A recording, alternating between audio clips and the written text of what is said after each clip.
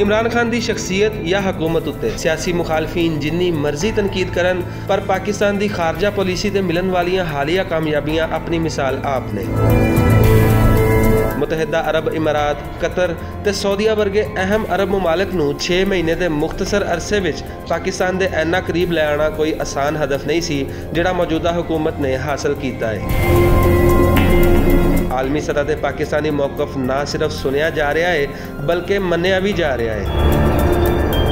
बाज़ तजियाकारां दे नज़दीक पाकिस्तान के सिविल ते मिलिटरी अदारियां विच पैदा होने वाला इतफाक ते इतिहाद मिसाली है, जिहदी वजह तो पाकिस्तान की खारजा पॉलिसी कामयाबी नाल अपनी मंजिलां तय करती जा रही है।